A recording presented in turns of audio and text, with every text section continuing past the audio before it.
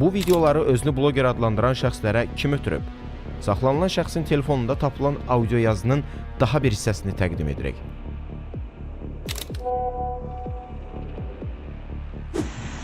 Salam.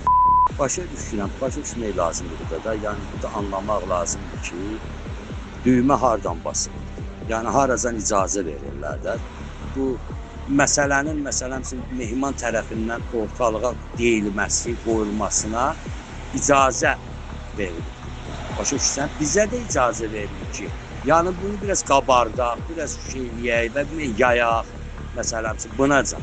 Çünki bilirsən ki, yəni ki, burada kimsə nəyisə artıq dərəcəyə qoysa ortalığa o vurulacaq.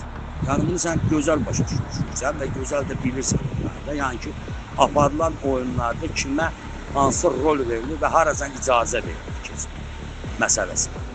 Bu çox geniş, dərin bir söhbətdir. Ona görə mən belə qısaca üzdən deyirəm. Çünki bilirəm ki, sən bunları bilirsən, ona görə səndən bu adı söhbət edirəm. Bu günləri biz, yəni ki, o icazə verilən xəttəcən gedirik də, oradan o önə keçəcək, bu çox olduqca çətin bir vəziyyət yaradır.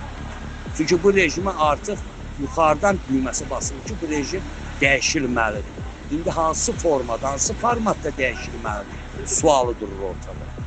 Yəni bizə icazə verəcəklərmi biz dəyişək, ya kimisə gətirəcəklər dəyişməyə? Ona görə mən həmişə söhbətlər nə deyirəm? Deyirəm, böyük siyasətin içində oyun qurmağı lazım, bacarmaq lazım. Əgər biz oyun qura bilsək bu böyük siyasətin içərisində, o başqa məsələ. Onda biz udarıq.